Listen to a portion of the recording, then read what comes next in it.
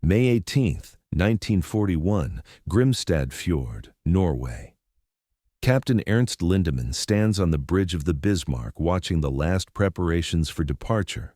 His ship is the most powerful battleship ever built by Germany. 8 15-inch guns that can punch through any armor at 20 miles. Secondary batteries that can destroy cruisers.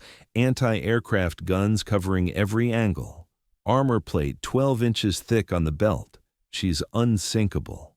Or so everyone says. Lindemann doesn't believe in unsinkable ships. He's a professional naval officer, 30 years in the German Navy. He knows that any ship can be sunk if enough force is applied. But Bismarck is as close to invulnerable as human engineering can make her. She's designed to break into the Atlantic, to hunt British convoys bringing supplies from America, to cut Britain's lifeline and starve her into surrender. Tonight, Bismarck leaves Norway with a heavy cruiser, Prince Eugen. Their mission is Operation Rheinübung, Rhine exercise. Break through the British blockade, reach the Atlantic shipping lanes, sink everything that moves. The operation is risky. The British home fleet outnumbers them, but Bismarck is faster than anything that can kill her and stronger than anything that can catch her. That's the theory. The theory is about to be tested. For the next 7 days, Bismarck will be hunted by the entire Royal Navy. Every battleship, every carrier, every cruiser and destroyer the British can throw at her. They will chase her across 750 miles of ocean. They will lose her, find her, lose her again.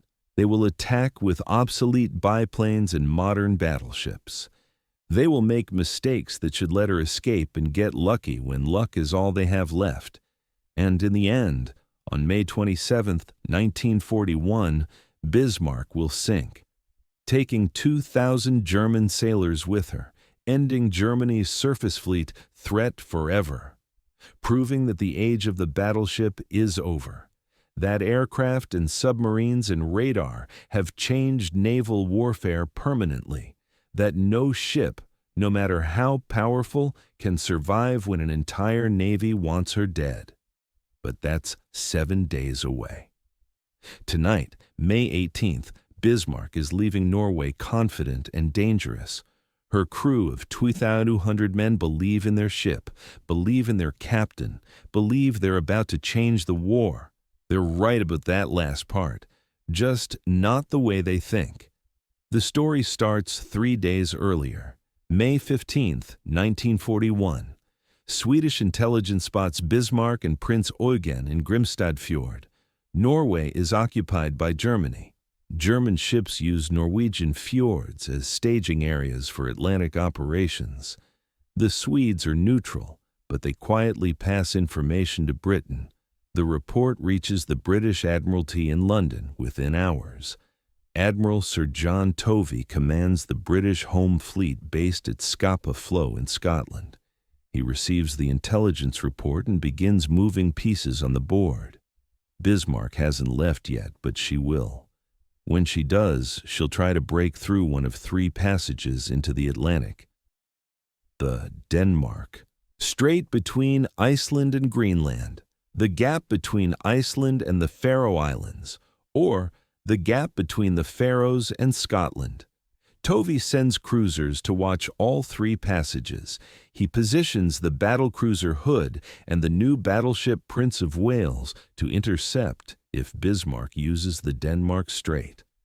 He holds the battleships King George V and Repulse at Scapa Flow as a central force. He's setting a trap, but it's a trap with holes. The ocean is vast. If Bismarck slips through, she'll be loose among the convoys. The damage she could do is incalculable. The British have additional motivation beyond tactical necessity. Hood is the pride of the Royal Navy. Commissioned in 1920, she's been the world's largest warship for 2 decades, symbol of British naval supremacy. Every British schoolchild knows Hood. She's fast, beautiful, powerful. But she has a weakness. Her deck armor is thin. She was designed to fight at long range where enemy shells arrive at flat angles. At shorter ranges where shells plunge down onto the deck, she's vulnerable. The Admiralty knows this. Captain Lindemann of Bismarck probably knows it too. May 18th, evening. Bismarck and Prince Eugen leave Grimstad Fjord. They're escorted by destroyers until they reach open water. Then the destroyers turn back.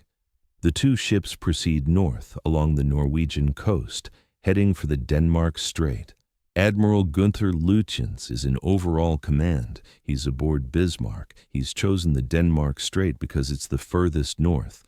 The weather is usually bad there. Fog and mist that will hide his ships from British reconnaissance. But the weather isn't bad tonight. The sky is clear, and British reconnaissance is watching. May 21st, afternoon. A British photo reconnaissance Spitfire flies over Norwegian waters. The pilot photographs Grimstad Fjord. The photos show Bismarck and Prince Eugen are gone. The news reaches the Admiralty. Tovey knows the breakout is happening. He doesn't know which route they'll take, but he suspects Denmark Strait. He orders Hood and Prince of Wales to proceed there immediately. Vice Admiral Lancelot Holland commands this force from Hood. Hood and Prince of Wales leave Scapa Flow. They're racing north at 27 knots, trying to reach the Denmark Strait before Bismarck does. If they arrive in time, they'll intercept her as she passes through. If they're late, Bismarck will be loose in the Atlantic. May 28th, evening. Two British cruisers, Suffolk and Norfolk, are patrolling the Denmark Strait. The strait is about 130 miles wide here, but much of it is choked with pack ice. The usable channel is maybe 40 miles wide. Suffolk has Type 284 radar. This is 1941. Radar is new technology, crude but functional. Suffolk can detect large ships at about 13 miles in good conditions. Norfolk doesn't have radar. She's relying on visual observation. The weather in the strait is deteriorating. Fog banks roll through. Visibility drops to a few miles, then clears briefly, then fog again. The two cruisers patrol their stations, watching for Bismarck. They know she's coming. They don't know when. May 23rd, 7:22 p.m. Suffolk's radar picks up two large contacts, range 14 miles, bearing south-southwest, coming through the strait. It's Bismarck and Prince Eugen. Suffolk's captain immediately sends a contact report by radio, then increases speed and turns to shadow the German ships. Norfolk joins her. The two cruisers follow Bismarck at maximum radar range, staying out of gun range, reporting the German position continuously. Aboard Bismarck, Admiral Lütjens knows he's been spotted. Suffolk's radar emissions are detectable. He knows British cruisers are shadowing him. He could turn and engage them. Bismarck's guns would destroy both cruisers in minutes, but that would delay his mission, alert more British ships. His orders are to avoid combat unless necessary. Sink merchant ships, not warships. He continues south through the strait, hoping to lose the cruisers in the fog. He doesn't lose them. Suffolk's radar holds contact through the fog. Norfolk maintains visual contact when the fog clears. The shadowing continues through the night. Bismarck is heading southwest, toward the Atlantic convoy routes, and toward Hood and Prince of Wales, which are racing northwest to intercept. May 24th, 5:35 a.m. Dawn is breaking. The weather is clear. Hood and Prince of Wales have visual contact with Bismarck and Prince Eugen at 17 miles. Vice Admiral Holland on Hood orders battle stations. The British ships increase speed to 28 knots, heading directly toward the Germans to close the range. Holland's tactical plan is aggressive. He wants to close range quickly, get into gun range, use Hood's speed advantage to control the engagement range. But his approach angle is almost bow-on. This means only his forward turrets can fire. His rear turrets can't bear on target. He's accepting reduced firepower to close range faster. It's a calculated risk. Aboard Bismarck, Captain Lindemann watches the British ships approach. He identifies Hood by her distinctive profile. Long, sleek 3 turrets. She's beautiful, even as an enemy. He orders the gunnery officer to target Hood. Lutyens wants to fire at Prince of Wales because she's newer and more dangerous, but Lindemann overrules him. Hood is the bigger threat. Hood is the symbol. Sink Hood and British morale will crack. 5:52 a.m., range 25,000 yards, about 12.5 miles. Hood opens fire. Her forward turrets roar. 8 15-inch shells arc through the dawn sky. They splash near Bismarck but don't hit. Prince of Wales fires seconds later. Her forward turrets send 14-inch shells toward the Germans. Also misses. Bismarck replies. Her forward turrets fire at Hood. 4 15-inch shells. Then Prince Eugen fires at Hood with 8-inch guns. The British ships are clearly visible against the dawn sky. The Germans have excellent optics and well-trained gun crews. Their salvos are accurate. 5:55 a.m., Bismarck's third salvo hits Hood. 1 shell penetrates the deck between the mainmast and the rear turrets. It plunges through the thin deck armor, detonates in or near the rear magazine. The magazine holds tons of cordite propellant for the 15-inch guns. The explosion is catastrophic. Hood's back breaks.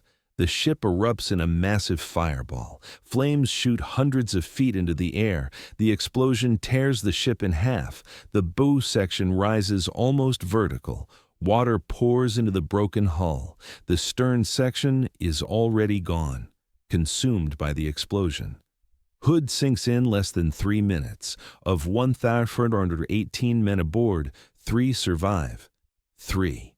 Everyone else dies in the explosion or drowns as the ship sinks. They don't have time to abandon ship, don't have time to react. One moment Hood is fighting, the next she's gone. The survivors are ordinary signalman Ted Briggs, able seaman Bob Tilburn, and midshipman Bill Dundas. They're blown off the ship by the explosion. They surface in the freezing water, surrounded by burning oil. They swim away from the sinking. They're picked up by the destroyer Electra hours later. They're the only witnesses who can describe what happened aboard Hood in those final seconds. The loss of Hood is instantaneous shock to the British. On Prince of Wales, Captain John Leach sees Hood explode. His ship is now alone against Bismarck and Prince Eugen. He should withdraw, but he continues the engagement. Prince of Wales is brand new. She was commissioned 9 days ago. Her guns are still being worked on by civilian contractors who were aboard during the battle. Some of her turrets are malfunctioning, but she keeps fighting. Prince of Wales scores 3 hits on Bismarck. 1 shell penetrates the bow, causes flooding in the forward compartments. Bismarck loses about 1,000 tons of fuel oil. The fuel is leaking into the sea, creating a visible oil slick. More critically, the flooding means Bismarck cannot use her forward fuel tanks. She's lost access to additional fuel even though it's still aboard. This will become critical later. Another shell hits amidships, doesn't penetrate the main armor but causes damage. The third hit is minor, but the damage to the bow is serious. Bismarck is down by the bow, listing slightly. Her maximum speed is reduced from 30 knots to 28 knots. Not much, but enough to matter in a long chase. Prince of Wales is also hit 7 times. 1 shell penetrates the bridge, kills or wounds everyone there except Captain Leach and 1 other officer. The ship is taking serious damage. Leach makes the decision to break off. He turns away under smoke. Bismarck doesn't pursue. Lutyens wants to continue the mission, not fight British capital ships. The battle is over by 6:13 a.m., 21 minutes after it started. Hood is gone. Prince of Wales is damaged. Bismarck is damaged but still operational. Prince Eugen is undamaged. Tactically, it's a German victory.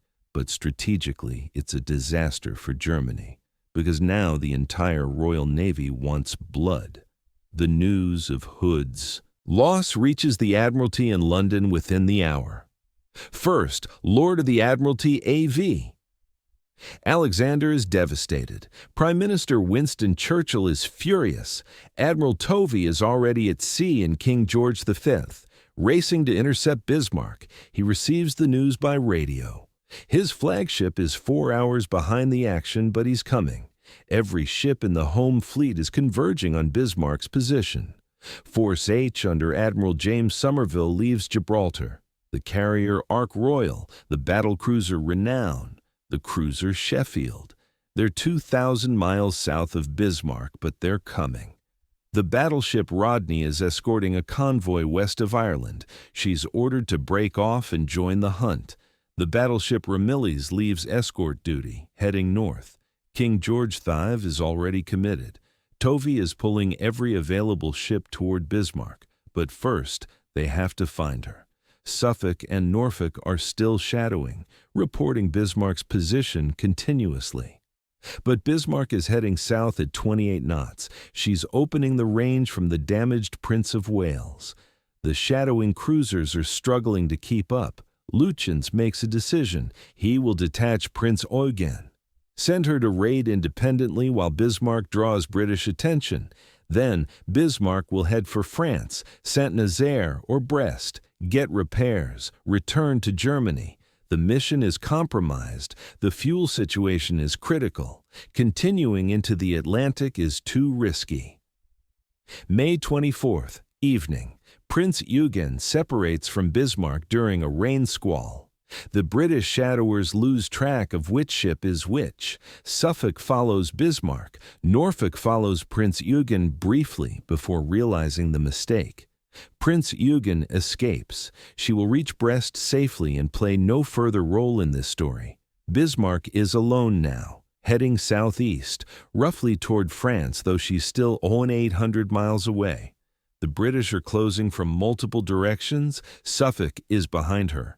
King George V is approaching from the west.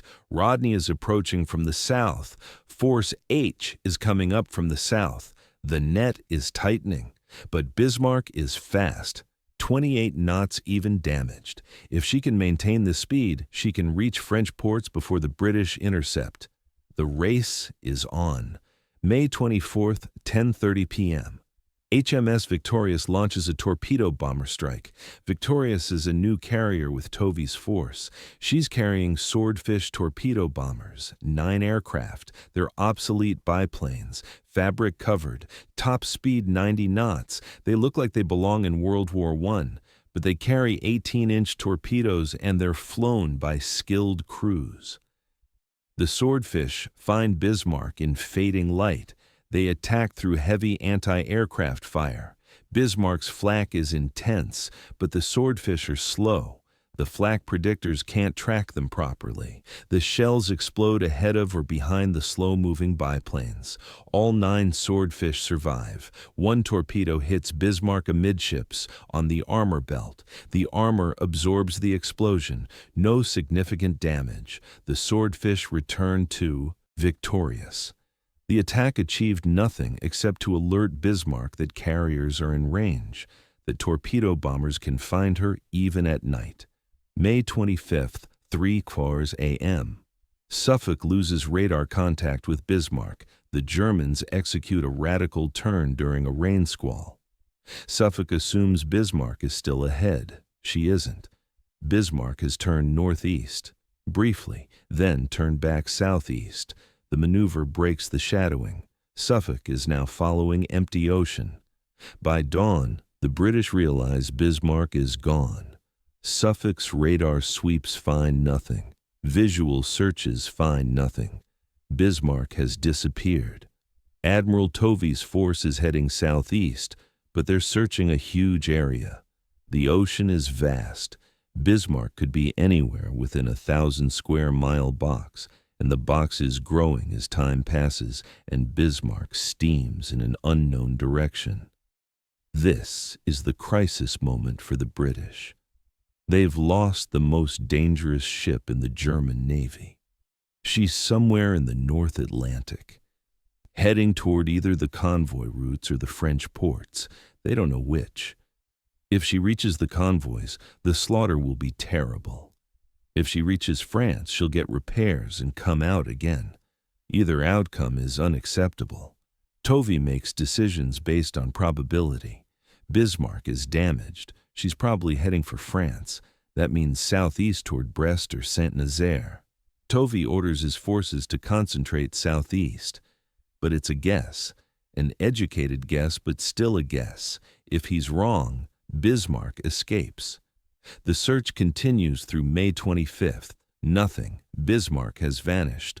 The British are burning fuel searching. Ships will have to return to port soon or they'll run dry. The window of opportunity is closing. Then, at 10:30 a.m., Admiral Lutyens makes a mistake. A catastrophic mistake.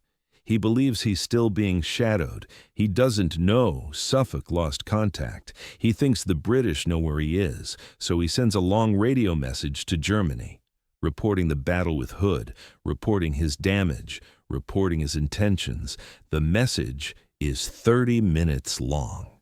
British radio direction finding stations triangulate the transmission. They get a bearing. Not an exact position, but a direction. The bearing shows Bismarck is heading southeast toward France. Tovey was right. But there's a calculation error. The British plot the bearing wrong. They think Bismarck is heading northeast, back toward Norway. Tovey turns King George III northeast. Rodney turns northeast. They're heading away from Bismarck. The error will cost them hours. Meanwhile, Bismarck continues southeast. She's making 20 knots now.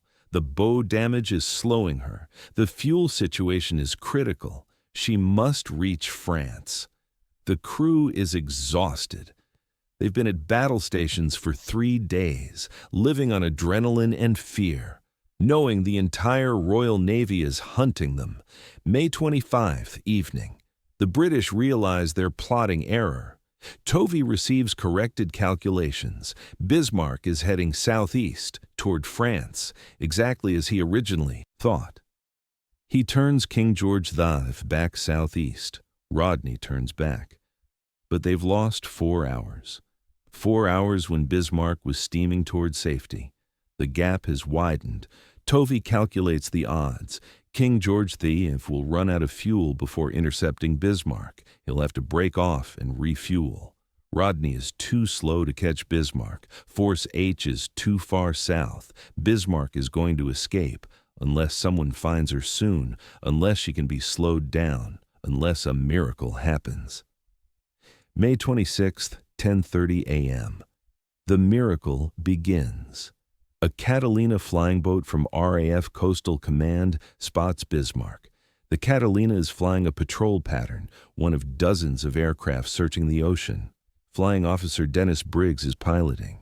He sees a ship through a break in the clouds, flies lower, confirms it's a battleship. It's Bismarck. The Catalina immediately sends a contact report. Bismarck's position, course, speed. The message reaches every British ship. Tovey gets it aboard King George V. He's 130 miles away.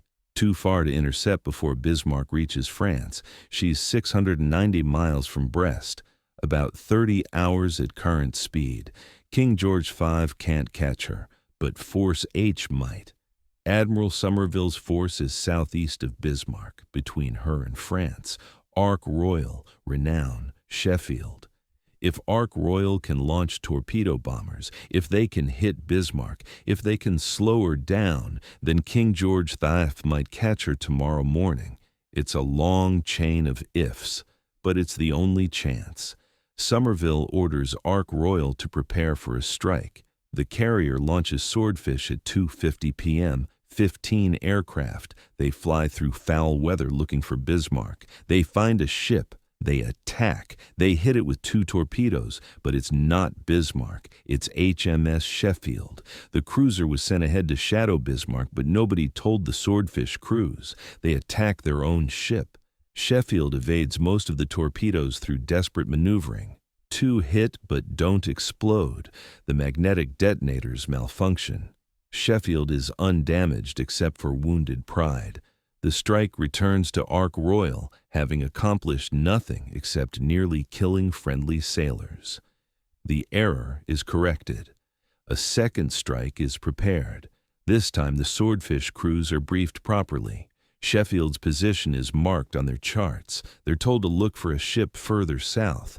The second strike launches at 7:10 p.m. 15 Swordfish again. The weather is terrible. Rain, low clouds, heavy seas. Visibility is awful. Flying in these conditions is dangerous. But the attack is essential. This is the last chance. Bismarck is 400 miles from France. If she's not slowed tonight, she escapes tomorrow. The Swordfish find Bismarck at 8:47 p.m. Visibility is so bad they almost miss her.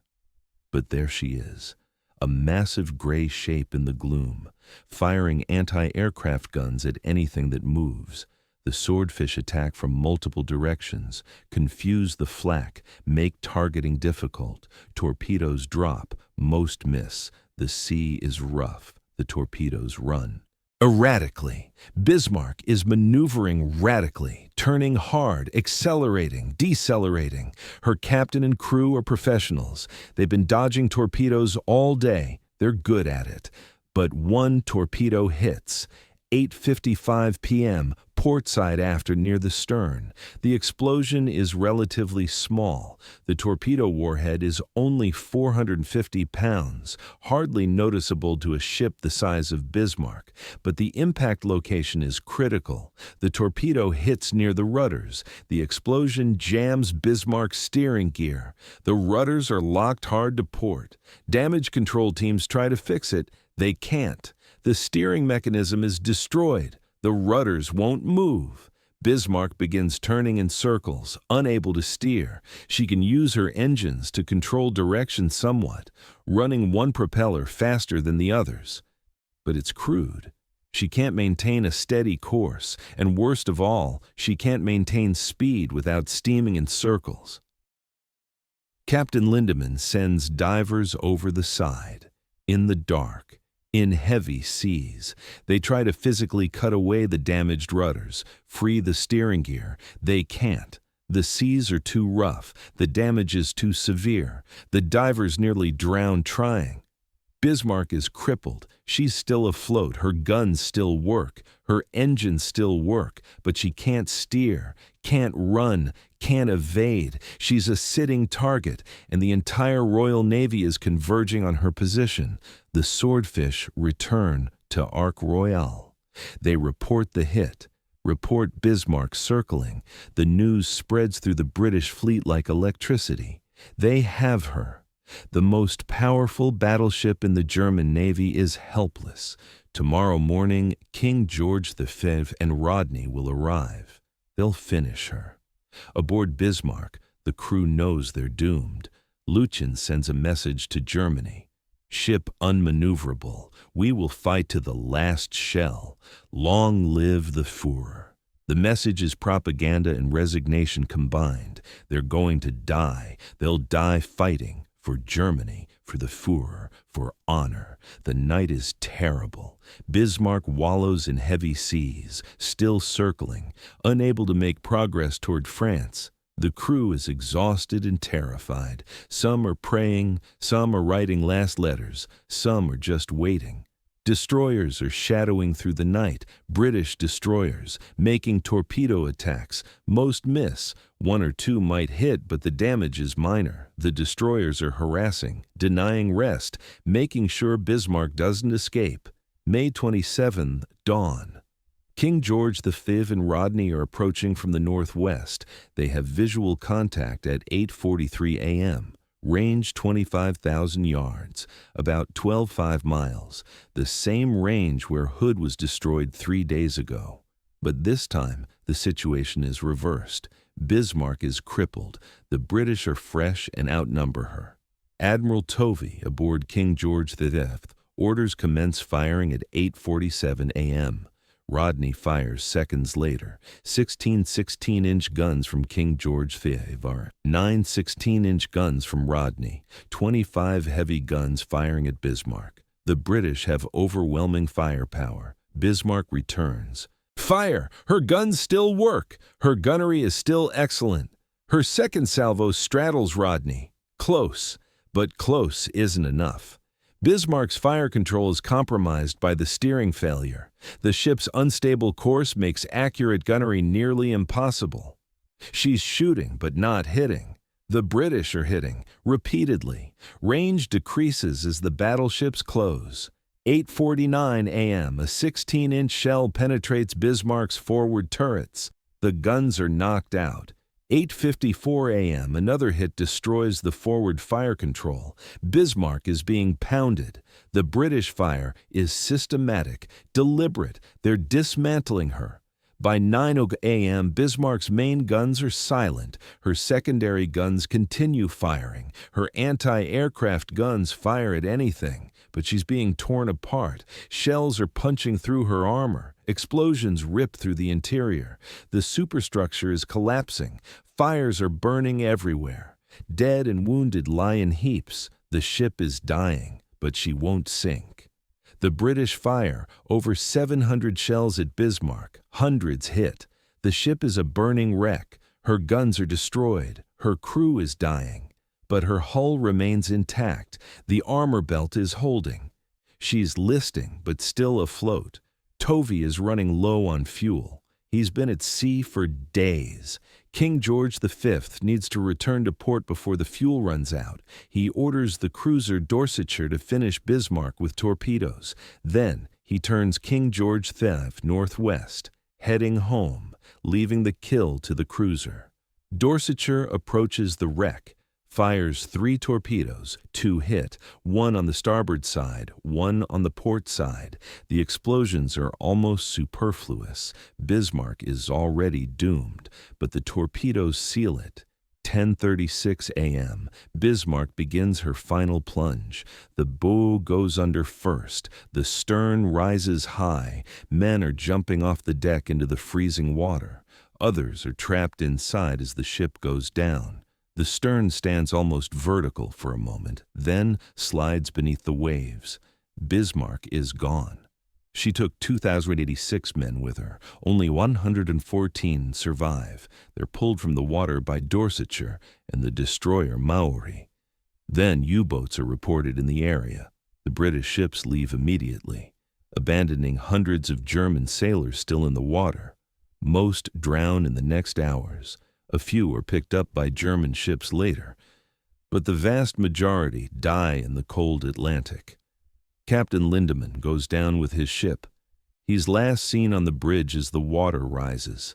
Admiral Lutyens is never seen. He either died in the battle or went down with the ship. The exact manner of their deaths is unknown, but both are gone. The 2 men who commanded Bismarck's brief and tragic voyage are gone with their ship. The loss of Bismarck ends Germany's surface fleet threat in the Atlantic.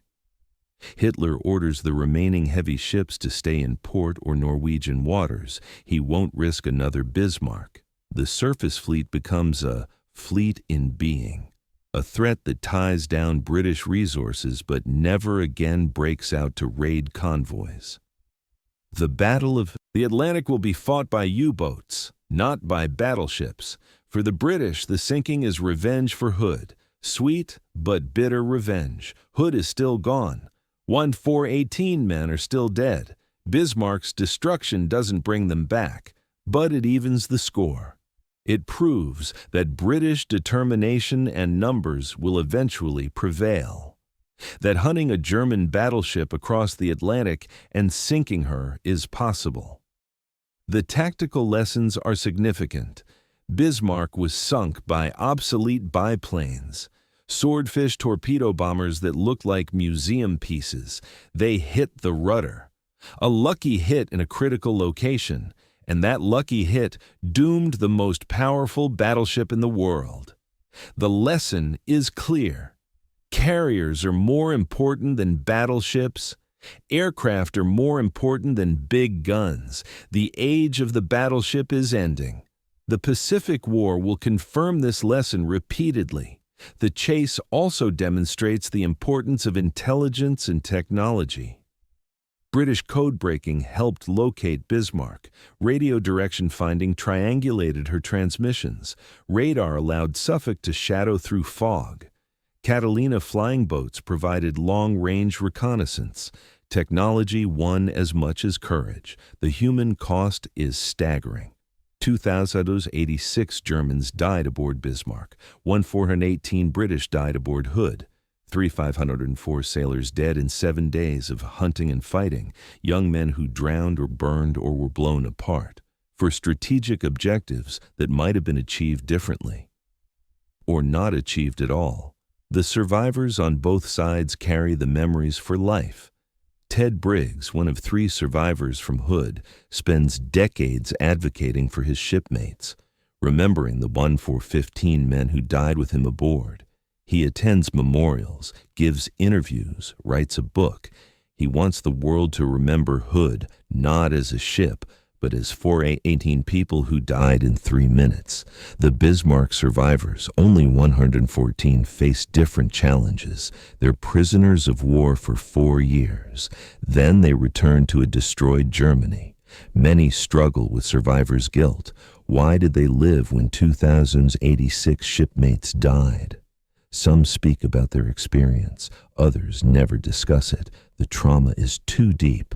The wrecks of both ships are found decades later. Hood is located in 2001, 934 feet deep in the Denmark Strait. The ship is in 3 pieces, broken by the magazine explosion. The wreck is a war grave. Protected, no salvage is allowed. 1,418 men are still aboard. Bismarck is found in 1989 by Robert Ballard, the same man who found Titanic. 15,700 feet deep, about 400 miles west of Brest. She's upright on the bottom. The hull is mostly intact despite the pounding she took. The superstructure is damaged. The wreck is a tomb for 296 men. The debate about Bismarck's scuttling continues. German survivors claim the crew opened the seacocks, scuttled the ship to prevent capture. British sources say the torpedoes from Dorsetshire sank her. The truth is probably both. The ship was sinking anyway from the massive damage. The scuttling just hastened the inevitable. But the debate matters to the survivors. Scuttling is a final act of defiance. Sinking from enemy fire is defeat. The distinction matters psychologically, even if it doesn't matter practically. The legacy of the hunt is complex. For Britain, it's a victory, but a costly one. Hood is gone. Prince of Wales is damaged. Multiple ships burn massive amounts of fuel chasing one German battleship, resources that could have been used elsewhere. But the victory proves British sea control. Proves that Germany cannot challenge British naval supremacy, that the Atlantic is British water.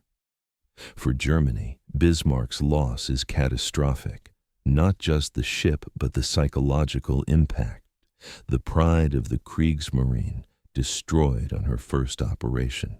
Hitler loses confidence in the surface fleet, orders it to stay defensive. The bold strategy of commerce raiding is abandoned. The surface fleet becomes irrelevant. The war at sea shifts to U-boats, to wolf packs hunting convoys, to a different kind of warfare where Germany actually has advantages. The ships involved in the hunt go on to varied fates. King George V serves through the war, participates in the D-Day landings, survives to be scrapped in 1957. Rodney serves through the war, also participates in D-Day, scrapped in 1948. Ark Royal is torpedoed by a U-boat in November 1941. 6 months after the Bismarck operation, she sinks with the loss of 1 man. Prince of Wales is sunk by Japanese aircraft in December 1941. Along with Repulse, 840 men die, more than died on Hood. The loss proves that battleships without air cover are helpless against aircraft. The naval war in the Atlantic continues for 4 more years. U-boats sink millions of tons of shipping. Thousands of merchant sailors die. The Battle of the Atlantic is the longest continuous campaign of World War II. From 1939 to 1945, Germany ultimately loses. Allied shipbuilding outpaces German sinking rates. Allied anti-submarine warfare improves. The convoys get through. Britain is fed. The invasion of Europe is supplied. But it's a close-run thing. If the U-boats had been slightly more effective, if Allied intelligence had been slightly worse, the outcome could have been different. But the surface threat is gone after May 27, 1941. Bismarck's sister, ship Tirpitz, spends the war in Norwegian fjords. She never breaks out. She's sunk by British bombers in 1944. The heavy cruisers Scharnhorst and Gneisenau stay in port mostly. Scharnhorst is sunk in 1943. Gneisenau is scuttled in 1945. The German surface fleet that was supposed to challenge Britain for control of the seas never does. After Bismarck, it hides. The 7-day hunt and the final battle broke it. Remember the hunt for Bismarck not as abstract naval chess, but as human drama. 3,504 sailors died in 7 days. They died from explosions and drowning and fire. They died quickly like Hood's crew, or slowly like Bismarck's crew, waiting through the night knowing dawn would bring death. They died doing their duty, fighting for their countries, following orders that sent them into battles where technology and luck mattered as much as courage. Remember Captain Lindemann watching his ship die around him, going down on the bridge. He built her, commanded her, loved her as sailors love ships. He knew she was doomed after the rudder hit, spent his last hours preparing for death, keeping his crew fighting, maintaining discipline as the ship burned. He died a professional. Whatever else can be said about him, he died well. Remember Admiral Lutjens sending his final message, "We will fight to the last shell." Propaganda, but also truth. They did fight to the last shell and beyond. Long after Bismarck's guns were silent, her crew kept fighting fires, kept trying to save her, kept hoping for a miracle that never came. Lutjens died somewhere in the chaos, blown apart or drowned. Nobody knows. He's one of 2,086 Germans who simply ceased to exist on May 27, 1941. Remember Vice Admiral Holland on Hood making the decision to close range quickly. It was tactically reasonable, strategically necessary, but it put Hood in danger. The thin deck armor was vulnerable at the range where Hood was destroyed. Holland knew this. He accepted the risk. He died for it, along with Ponthour and 417 other men who followed his orders because that's what naval discipline requires. Following orders even when the orders might be wrong. Remember the Swordfish crews flying obsolete biplanes through terrible weather to attack the most powerful battleship in the world. They were terrified. They were brave. They were lucky. One torpedo in the right place changed everything. They didn't know it at the time. They just knew they'd hit something, that their torpedoes had found the target. They returned to Ark Royal cold and exhausted and relieved to be alive.